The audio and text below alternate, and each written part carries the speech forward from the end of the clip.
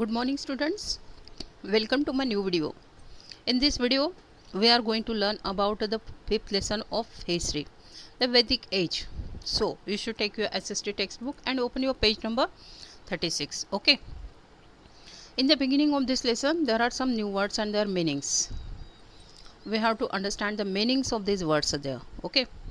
First, chariot means an open vehicle with two wheels pulled by horses. It was one vehicle pulled by horses. Okay. In Hindi, Rath. Okay. Then Dasa means term used for slaves in ancient India, means slaves, gulam. Okay. Hymns means a song of praise, especially for God. God के लिए जो भी songs यहाँ पे compose किए जाते थे, गाए जाते थे, that is called the hymns. Okay. Indo European means the family of the languages spoken in most of Europe and parts of Western Asia. Then Rajan means king, ruler. Okay. Sabha means an assembly of the elders and important people. Sabha means one assembly or meeting. Okay. किसे बोलेंगे हम? सभा, meeting. And जो important people और elders रहते थे ये assembly में. ओके. इट वाज अ सभा. समिति means also again one general assembly, general meeting और a gathering of members of every family of the tribes. ये जनरल असेंबली रहती थी, मीटिंग्स रहती थी. यहाँ पे ट्राइब्स के हर एक फैमिली से मेंबर्स रहते थे. Okay. Wish, next word is here wish means the word used to describe the community. You know community means group of people of same caste, same religion. Okay. That is called the community. And this wish use the words to describe this community. Okay. Now come to the lesson. The four Vedas, Rig Veda, Yajurveda, Samveda and Atharva Veda were composed during the period following the Indus Valley civilization. And in previous lesson we have seen about the Indus Valley civilization. Okay. Total information, detailed information about this civilization we have seen in previous lesson. And after this period there were four Vedas composed. Which were these? Rig Veda, Yajurveda, Samveda and Atharva Veda.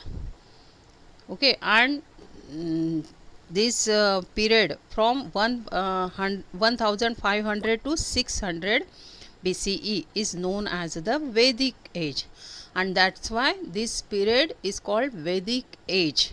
Which was this period? 1500 BCE to 600 BCE. You know what is mean by BCE? Before Christ. Okay. Then next topic is here Veda. Veda is the Sanskrit word derived from the root Ved, that means to know. Okay. This Veda is Sanskrit word. Okay. The word Veda means knowledge. What is the meaning of this Veda? Knowledge. Okay. All the four Vedas are written in Sanskrit, and all these Vedas are written in Sanskrit language. Contain hymns. Hymns means a song. Okay. In praise of various gods. अलग अलग God's के press में ये hymns, ये songs compose किए गए हैं. And these songs are in Vedas. Okay. Various gods and goddesses, अलग अलग गॉड्स एंड गॉडेसेस के लिए ये सॉन्ग्स कंपोज किए गए हैं यहाँ पे. Okay. The oldest Veda is the Rig Veda. And which is the oldest Veda? Rigveda. Okay. Which was composed about 3500 years ago. And ये जो ओल्डेस्ट वेद है ऋग्वेद, ये कब कंपोज किया हुआ है? 3500 years ago. The Rig Veda consists of more than 1,000 hymns known as the Sukta or well said. And this Rig Veda has consist of thousands of hymns, means thousands songs यहाँ पे है in this Rig Veda, okay, and known as Sukta. इसे क्या कहा जाता है? Sukta. These hymns are in praise of different gods and goddesses, and these songs, these hymns are praised in, praise means तारीफ करना, okay, स्तुति. तो किसकी तारीफ की हुई है ये सॉन्ग्स में? गॉड्स एंड गॉडेसेस की. Goddesses means devi, okay. Three important gods are specially mention here. Agni, the god of fire; Indra, the god of rain, storm and war; and Varun, the god of sky. And there are three gods in this Rig Veda, okay. Specially hymns composed of praise of three gods. Which were these three gods? Agni, Indra and Varun, okay. Rig Veda is divided into 10 mandalas or books, and it contains 1028 hymns. And these Rig Veda divided into 10 mandalas, okay, or books. Mandalas means books, and these books contains 1028 hymns. और हर एक books में कितने hymns है, कितने songs है? 1028, okay. These hymns were composed by sages. And who composed these hymns, these songs? Sages means rishi, okay. The Rig Veda is composed in old or Vedic Sanskrit, that is very different from the Sanskrit we study today. And this Rig Veda is composed in old Sanskrit, वैदिक Sanskrit, okay, जो old पुराना संस्कृत था, Sanskrit language थी, इसमें ये Rigveda compose किए हुए हैं. एंड ये जो ऋग्वेद है ये बहुत ही अलग है. जो हम अभी संस्कृत लैंग्वेज पढ़ रहे हैं, इससे ये संस्कृत लैंग्वेज बहुत ही अलग है, okay. Priest taught students to recite and memorize each syllable, word and sentences bit by bit with a great care. And there were priest means Bharji, Pujari, okay, Brahman. And these priests taught to their students, उनके students को ये पढ़ाते थे, okay, to recite, learn करके लेते थे, okay, and memorize each syllable. हर एक syllable वहाँ पे याद करवा के लिया जाता था, learn करवा के लिया जाता था. Word and sentences also, beat by beat with great care. बहुत ही केयरफुली ये सब लर्न वहाँ पे होता था. These hymns were learnt, and ये जो hymns, ये जो songs वेदास थे, ये लर्न किए गए, recited, और ये orally recite भी करवा के लिए गए, and passed on from generation to generation. And because of these procedure कि ये जो वेद थे ये लर्न किए गए, ये रिसाइट करवा के लिए गए, उसकी वजह से एक जनरेशन से दूसरी जनरेशन तक ये पास होते गए. It was only many centuries later that these hymns were given a written form. And ये बहुत सारे सेंचुरी तक, बहुत सारे दिनों तक ओरली एक जनरेशन से दूसरे जनरेशन तक पास होते गए. And after many centuries there were these hymns were given a written form. जहाँ पे रीडिंग एंड राइटिंग इंट्रोड्यूस हुआ, रीडिंग एंड राइटिंग स्टार्ट हुआ, वहाँ पे ये रिटर्न फॉर्म में हमें मिले, okay. On page number 37, wonderful to know, Sanskrit is a part of the Indo-European family of languages, and जो संस्कृत लैंग्वेज हम अभी पढ़ रहे हैं ये किसका पार्ट है? Indo European family of languages. It includes word languages such as Greek, Italian, German, French and Spanish. Okay. Indian languages such as Hindi, Kashmiri, Sindhi, Assamese and Gujarati also belong to this family. And our Hindi languages also belong to this Indo-European family. Okay. Most of the words of these languages are common. And बहुत सारे ऐसे words है कि ये जो languages है इसमें से common है. That is why they are called a family और इसीलिए इन्हें family कहा गया. Take a words Pitri in Sanskrit, Pita in Hindi and Pidar in Persian. Do you notice any kind of similarity is here? Okay, there is a similarity among these words, okay, in different languages. Now next topic is here, Rig Veda as a literary evidence. As we know, written sources play a very important role in finding out crucial information about the past. And students, written sources are very important for us for provide the information about the past. Okay. Let us see how historians find out the past from the study and interpretation of Rig Veda. And अब हमें देखना है कि ये जो ऋग्वेद है इनका translation कैसे हुआ. ओके, कैसे पास्ट के बारे में यहाँ पे पढ़ाई की गई और ये ट्रांसलेट होते गए जो ऋग्वेद थे ये. Here we take a part of one such hymn, a dialogue between sage Vishwamitra and two rivers, Satlaj and the Bees, that were worshipped as goddesses in this para. Okay.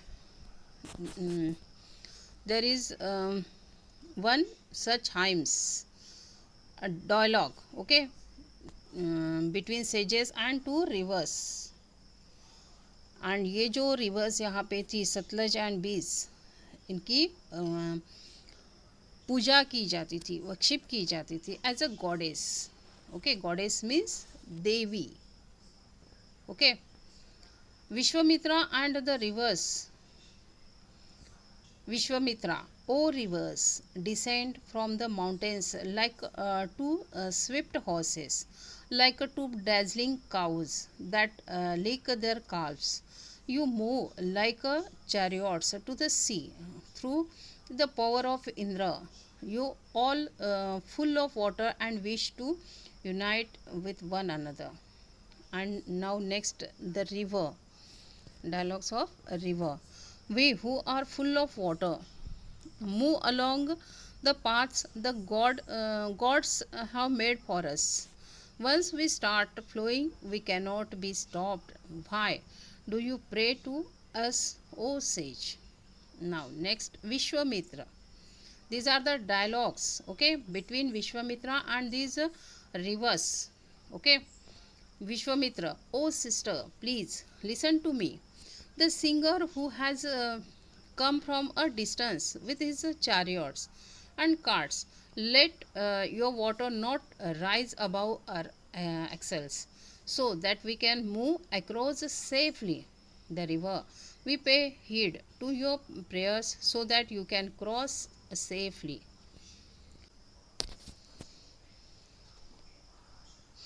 According to historians, this hymns was composed in the area where these rivers flow. And after study of historians of these hymns, they says here कि ये जो hymns थे ये कहाँ पे compose किए हुए हैं, जहाँ पे ये रिवर्स फ्लो होती थी वो एरिया में. Okay. The comparison of rivers with cows and horses indicates that the sage lived in a society where horses and cows were important animals. And there is a comparison of rivers with cows and horses. और इससे ये क्या indicate हो रहा है, क्या show हो रहा है कि वहाँ पे ये हॉर्सेस एंड काउस बहुत ही इम्पोर्टेंट एनिमल्स माने जाते थे ड्यूरिंग दिस सोसाइटी, जहाँ पे ये सेजेस रहते थे. Okay, next topic is here, life of the people. How was the life during this period, during the Vedic age? Okay, we have to study about it. From the Rig Veda, we come to know that cattle and horses were very important to the people of the Vedic age. And Rigveda से हमें पता चला है कि kettles और horses बहुत ही important animals माने जाते थे to the people, okay, who are generally referred as the Aryans. And there are many prayers in the Rig Veda for cattle, children and horses. And there are many prayers, बहुत सारी prayers यहाँ पे है ऋग वेदा में cattle, children and horses के लिए. Battles were fought to capture cattle in which horses were yoked and chariots were used. And there were battles fought. Battles means war, युद्ध, लड़ाई. Okay, तो क्यों बैटल्स वहाँ पे होती थी? कैटल्स को कैप्चर करने के लिए. Which horses were yoked and chariots were used. वहाँ जो बैटल्स थी यहाँ पे चैरियट्स यूज़ किए जाते थे. चैरियट्स मीन्स रथ. Okay, wars were also fought for territory. Territory means area, region, प्रांत. Okay, people and water. And ये जो वॉर्स वहाँ पे होती थी, लड़ाइयाँ होती थी, ये किसके लिए होती थी? टेरिटरी के लिए, मीन्स कुछ एरिया हासिल करने के लिए, लोगों को कैप्चर करने के लिए, एंड वाटर के लिए. Okay, land that was captured was used for cultivation, people were used as a workers and water was put to good agricultural use. And land क्यों कैप्चर की जाती थी? Why capture the land? For cultivation. Okay, you know cultivation, cultivation means agriculture, farming. Okay, and people, why they captured the people? People were used as a workers. उन्हें ये slaves बनाया करते थे, work के लिए यूज़ किए जाते थे. जो लोग बैटल में, वॉर में कैप्चर किए जाते थे, उन्हें गुलाम बना के रखा जाता था. Okay, and water was put to good agricultural use. और जो वाटर वहाँ पे कैप्चर किया जाता था वो एग्रीकल्चर के लिए यूज़ किया जाता था. द वॉर बूटी was divided into several parts. और जो वॉर बूटी, बूटी मीन्स जो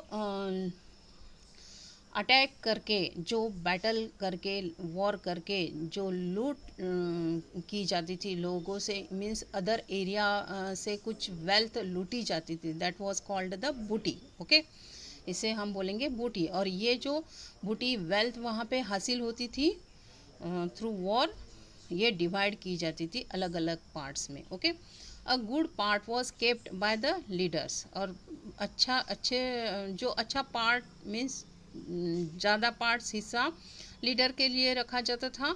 सम गिवन टू द प्रीस्ट. और कुछ प्रीस्ट को दिया जाता था. प्रीस्ट मीन्स ब्राह्मण, भटजी. Okay, and the rest distributed amongst the people, common man. और बचा कुचा कॉमन लोगों को डिस्ट्रीब्यूट किया जाता था. Okay, some portion of wealth was used for the performance of yajnas or sacrifices in which the priest made offering into the fire.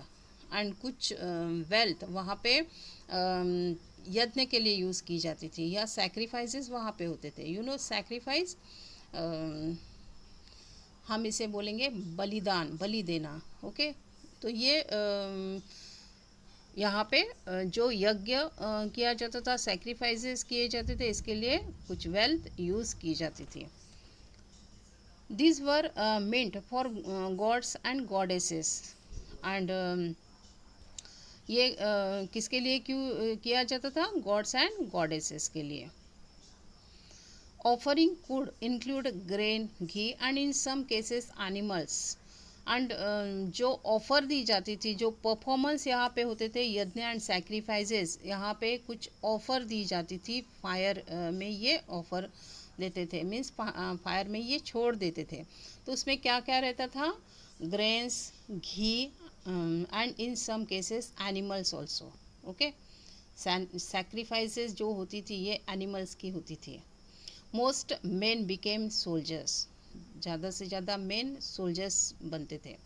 There was no well defined army for any kingdom, or during this period, during the Vedic age, there was no well defined army, means well defined army यहाँ पे नहीं थी for any kingdom, किसी भी kingdom में.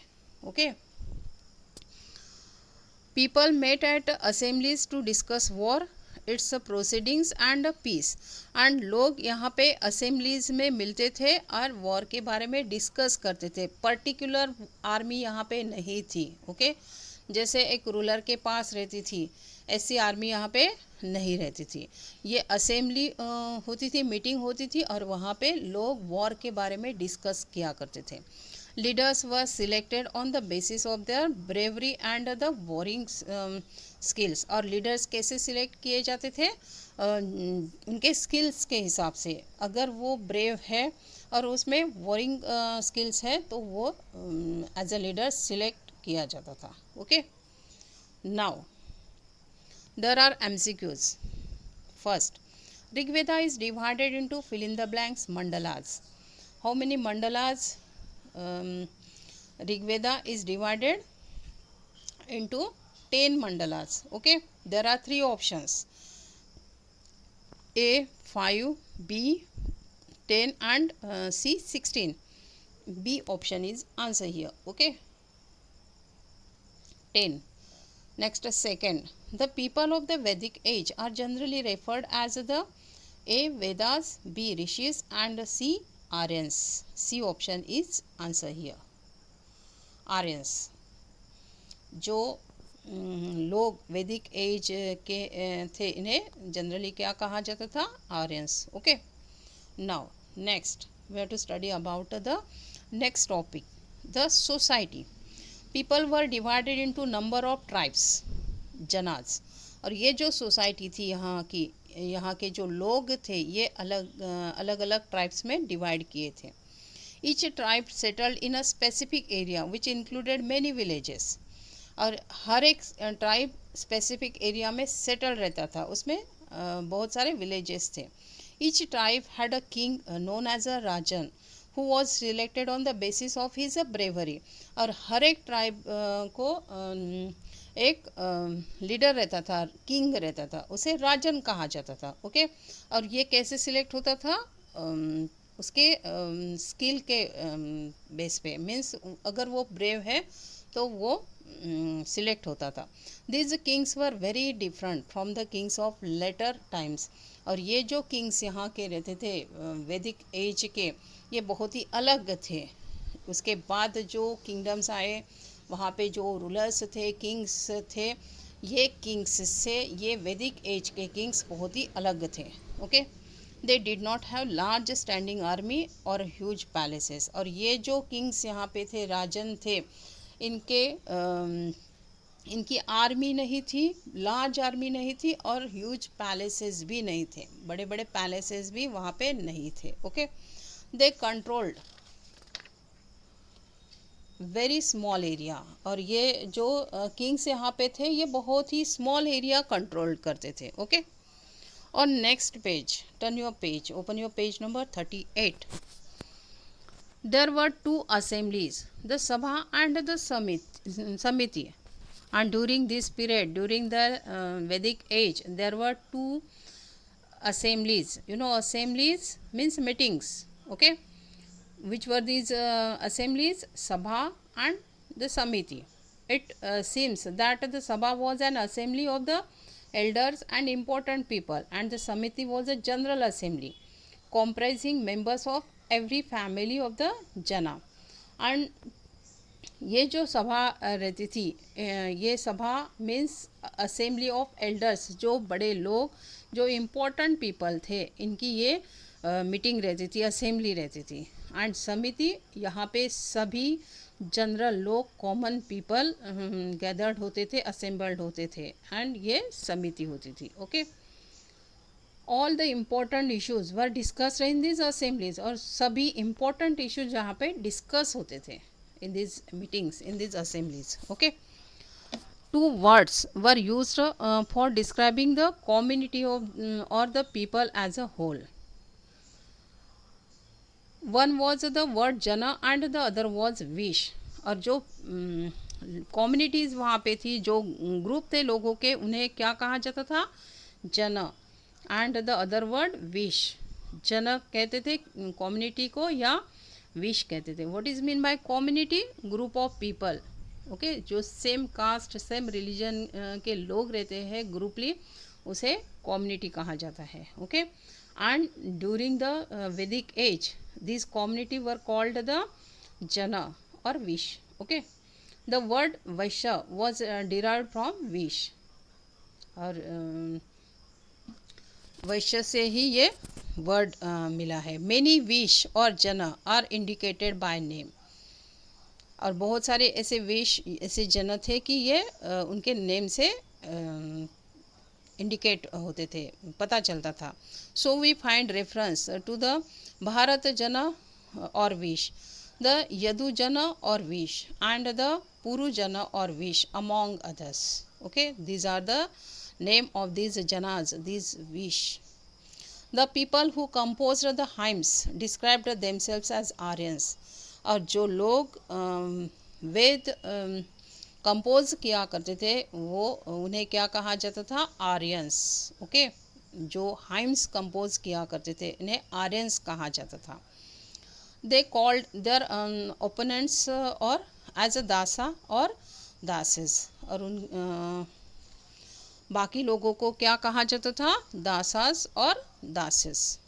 दासा were the people who did not perform sacrifices. और जो दासास थे, दासास किसे कहा गया है? गुलाम, स्लेव्स, पर्सन्स. ओके, तो ये सैक्रिफाइसेस जो परफॉर्मेंस वहाँ पे रहते थे ये परफॉर्म नहीं कर सकते थे. मीन्स जो पूजा अर्चा होम हवन वहाँ पे होते थे, सैक्रिफाइसेस होते थे, तो इसमें ये पार्टिसिपेट नहीं कर सकते थे. The language was different from that of the Aryans. और ये जो लोग थे दासाज, इनकी लैंग्वेज अलग थी आर्यन से. Okay, later the term dasa and the feminine dasi came to mean slave. Later, the term dasa and the feminine dasi came to mean slave. इन्हें slave कहा जाता था after some time. Slaves were men and women who were often captured in wars. और slaves कौन रहते थे? Slaves means गुलाम. ये men and women रहते थे, ये wars में, battles में capture किए रहते थे. Okay, slaves had to be whatever work their masters wanted them to do. और स्लेव्स को क्या करना पड़ता था? जो उनके मास्टर्स कहते थे वो वर्क उन्हें वहाँ पे करना पड़ता था. Okay, got it about this topic. Society कि कैसे सोसाइटी थी during the Vedic age. Okay, now next topic is your occupations. The main occupations of the people were agriculture and cattle rearing. Which were the main occupations during this period, during the Vedic period? Agriculture and cattle rearing. Cattle means कुछ animals लोग अपने पास रखते थे. Okay, that is called the cattle rearing. Besides these other common occupations were chariots making. और ये these two occupations were the main occupations. Okay, agriculture and cattle rearings. और इसके साथ और भी कुछ कॉमन ऑक्यूपेशंस वहाँ पे थे. You know occupations means work for earning के लिए कुछ किया जाता है, उसे हम बोलेंगे ऑक्यूपेशंस. इन हिंदी काम, उद्योग, धंधा. Okay, and there were other common occupations also. This were the chariot making. Chariot means रथ. Okay, pottery making, metal work, metal का कुछ वर्क वहाँ पे रहता था. Jewellery making. ओके, कुछ ऑर्नामेंट्स वहाँ पे बनाए जाते थे. Weaving means making the cloth. Okay, कपड़े बुनना, उसे हम बोलेंगे weaving. Carpentry, tanning and fishing. Tanning किसे बोलेंगे हम? जो एनिमल्स वहाँ पे हंट किए जाते थे और उसकी स्किन निकाली जाती थी. That is called the tanning. Okay, Many people were priest. बहुत सारे लोग priest भी थे. You know priest means भटजी, पुजारी, ब्राह्मण, who also performed the duties of doctors and teachers. और ये जो priest थे इनका वर्क क्या था, ये डॉक्टर्स की भी ड्यूटी करते थे और टीचर्स भी थे. They had enough knowledge about plants and medicinal herbs. और इन्हें बहुत सारा नॉलेज था प्लांट्स का एंड जो मेडिसिनल हर्ब्स रहते हैं मेडिसिन में यूज़ किए जाते हैं इसके बारे में बहुत सारा नॉलेज ये जो प्रीस्ट थे इन्हें रहता था. They passed on the knowledge of the Vedas to the younger generation. और ये जो नॉलेज था ये वेदास का ये यंगर जनरेशन तक ये पास होता था. Let us now take a look at the development in other parts of the India during the Vedic age. Pottery. Next topic is here pottery. Pottery is made up of clay. Pottery किससे बनाई जाती थी? Clay से. Clay is first molded into the desired shape. पहले mould की जाती थी जो शेप चाहिए था उसमें. Pottery can be either shaped by hand और शेप्ड ऑन अ व्हील. ये पॉटरी हाथ से बनाई जाती थी या व्हील पे बनाई जाती थी. The earliest pottery was handmade. जो शुरुआत की पॉटरी थी ये हैंडमेड थी. With the passage of time the potter's wheel was discovered. और after some time this potter's wheels was discovered there. The clay is thrown on the center of the potter's wheel which is rotated. और जो clay रहती थी ये wheels के centre पे रखी जाती थी और जो व्हील था ये रोटेट किया जाता था. The potter moulds the clay to the desired shape on the wheel. और जो पॉटर्स को शेप चाहिए वो शेप में ये पॉट तैयार किया जाता था.